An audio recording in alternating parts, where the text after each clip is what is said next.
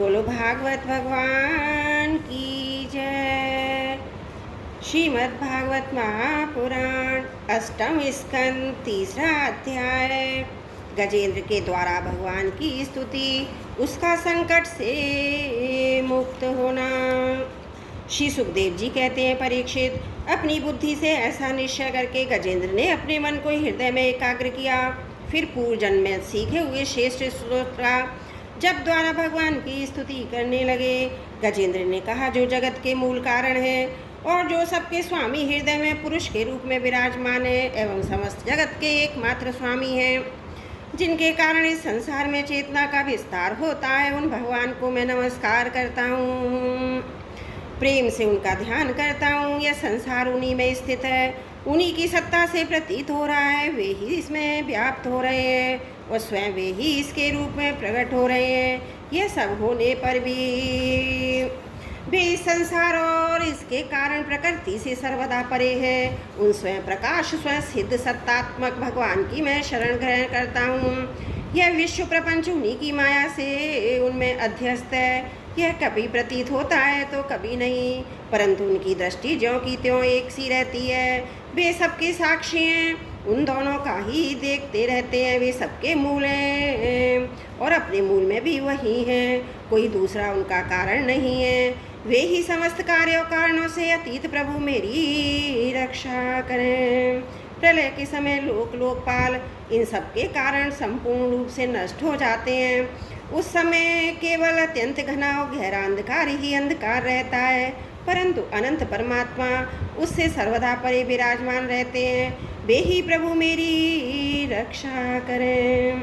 उनकी लीलाओं का रहस्य जानना बहुत कठिन है। वे नट की भांति अनेकों वेश धारण करते हैं। उनके वास्तविक स्वरूप को ना तो देवता जानते हैं और ना ऋषि। फिर दूसरा ऐसा कौन प्राणी है जो वहाँ तक जा सके, उसका वर्णन कर सके।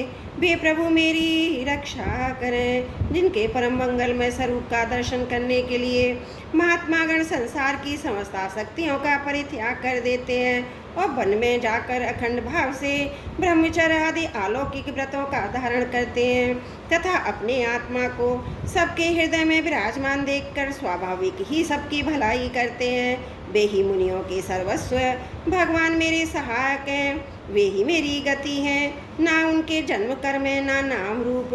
फिर उनके संबंध में गुणों दोष की तो कल्पना ही कैसी की जा सकती है। फिर भी विश्व की सृष्टि और संहार करने के लिए समय समय पर वे उन्हें अपनी माया से स्वीकार करते हैं। उन्हीं अनंत शक्तिमान सर्वेश्वर में परब्रह्म परमात्मा को मैं नमस्कार करता हूँ। वे अरूप होने पर भी बहुरूप हैं, उनके कर्म अत्यंत आश्चर्यमय हैं। मैं उनके चरणों में नमस्कार करता हूँ।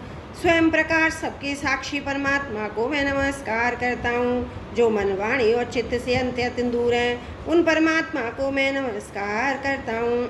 विवेकी पुरुष कर्म संन्यास अथवा कर्म समर्पण के द्वारा अपना अंतकरण शुद्ध करके जिन्हें प्राप्त करते हैं तथा जो स्वयं तो नित्य मुक्त परमानंद एवं ज्ञान स्वरूप हैं ही, दूसरों को केवल मुक्ति देने की सामर्थ्य भी केवल उन्हीं में है। उन प्रभु को मैं नमस्कार करता हूँ, जो सत रज तम इन तीन गुणों का धर्म स्वीकार करके क्रमशः शांत घोर और मूढ़ अवस्था भी धारण करते हैं। उन भेद रहित संभाव से स्थित ज्ञान घन प्रभु को मैं बार बार नमस्कार करता हूँ।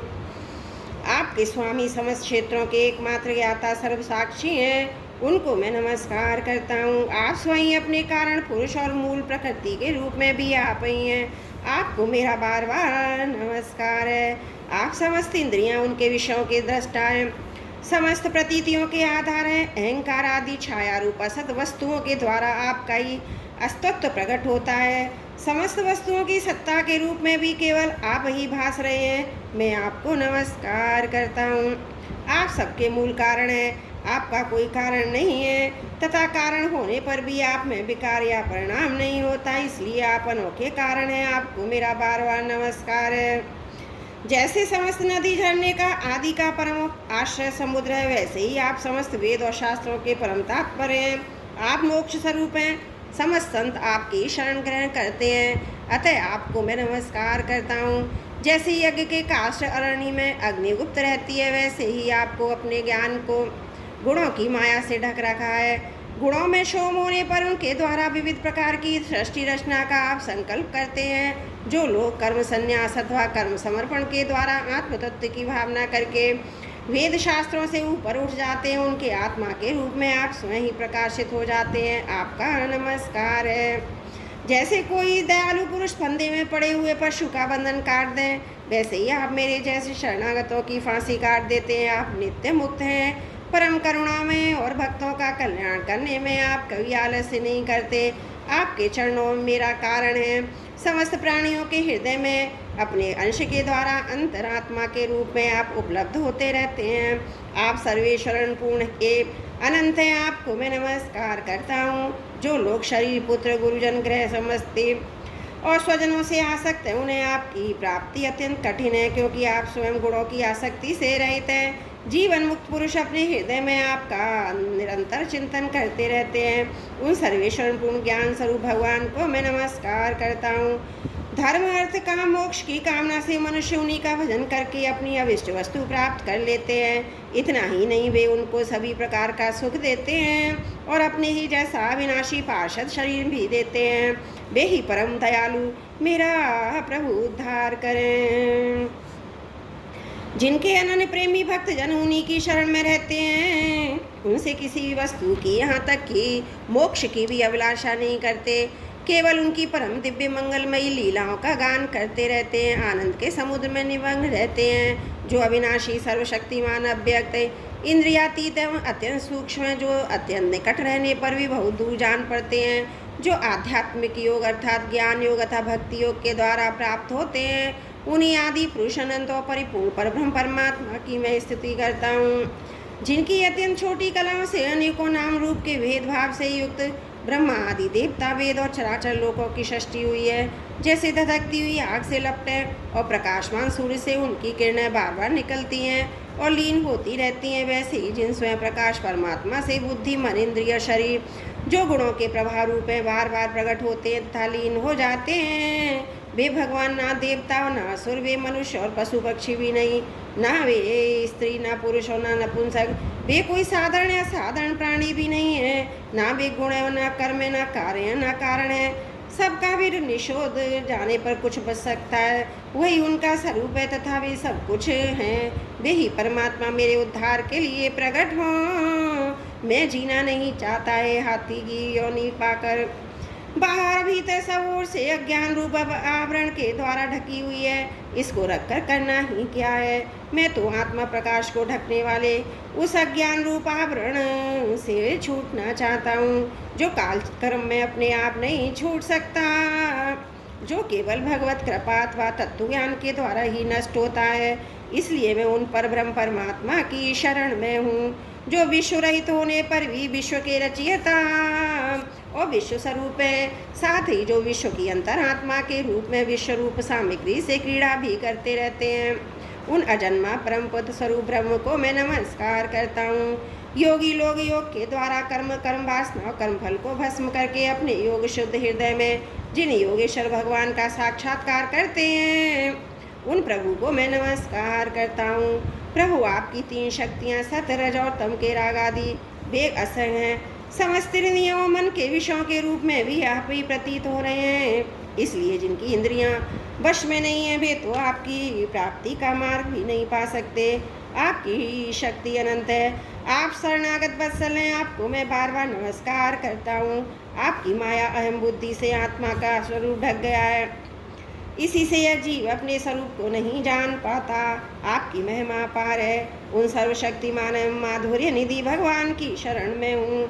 श्री सुखदेव जी कहते हैं, परीक्षित गजेंद्र ने बिना किसी भेदभाव के निर्विशेष रूप से भगवान की स्तुति की थी। इसलिए भिन्न भिन्न नाम और रूप को अपना स्वरूप मानने वाले ब्रह्मा आदि देवता उसकी रक्षा करने के लिए नहीं आए। उस समय सर्वात्मा होने के कारण सर्वदेव सर्व स्वयं भगवान श्री हरि प्रकट हो गए।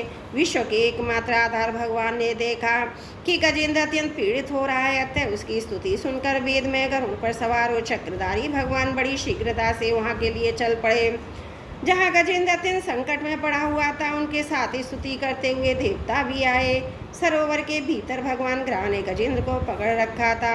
अत्यंत व्याकुल हो रहा था। जब उसने देखा कि आकाश में गरुड़ पर सवार होकर हाथ में चक्र लिए भगवान श्री हरि आ रहे हैं, तब अपनी सूंड में कमल का एक सुंदर पुष्प लेकर उसने ऊपर को उठाया।